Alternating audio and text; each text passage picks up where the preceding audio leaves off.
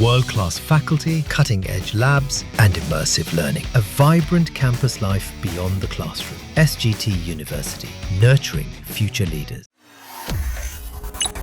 बेटा माता पिता के बुढ़ापे का सहारा होता है।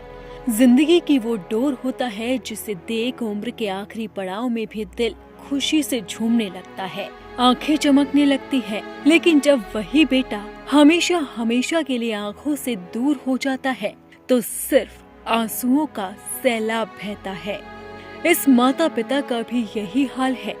उनका बहादुर बेटा पायलट लोकेंद्र सिंह सिद्धू इन्हें अलविदा कहकर हमेशा हमेशा के लिए दुनिया को छोड़कर चले गए। राजस्थान के चूरू में क्रैश हुए जगुआर लड़ाकू विमान में सवार लोकेंद्र के परिवार में मातम पसरा है। जो बेटा बुढ़ापे की लाठी था, उसी बेटे को ये बूढ़े पिता आखिरी विदाई दे रहे हैं। कांपते हाथों के साथ उसके पार्थिव शरीर को नमन कर रहे हैं। इस पिता ने अपने बेटे की वर्दी पर सितारे लगाए थे।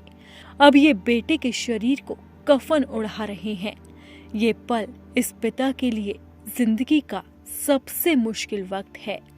तभी तो आंखों से आंसू बह रहे हैं। ये बिलख बिलख कर रो रहे हैं। माँ का कलेजा चिर रहा है। दोनों की जुबान से सिर्फ बेटे का नाम निकल रहा है।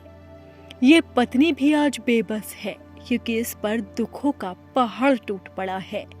पायलट लोकेंद्र सिंह की पत्नी के हाथों में उनका 1 महीने का मासूम है और उस मासूम को छाती से लगाकर ये पत्नी बुरी तरह से रो रही है। 1 महीने पहले घर में खुशियां आई थी।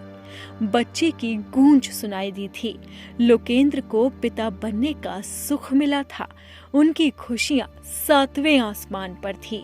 लोकेंद्र ने इस खुशी के बाद 30 जून को ही ड्यूटी ज्वाइन की थी, लेकिन क्या पता था जो खुशियां 7वें आसमान पर थी, उसी आसमान में वो जिंदगी की आखिरी सांस लेंगे।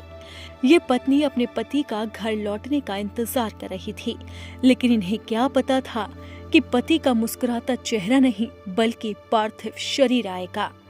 जब ये दुखद खबर सामने आई तब सुरभि मायके में थी और वहां से अपने पति को आखिरी बार देखने के लिए दौड़ पड़ी और आज ये बिलख बिलख कर रो रही है। पूरा परिवार लोकेंद्र की याद में गम में डूब गया है। हर किसी का रो रो कर बुरा हाल है।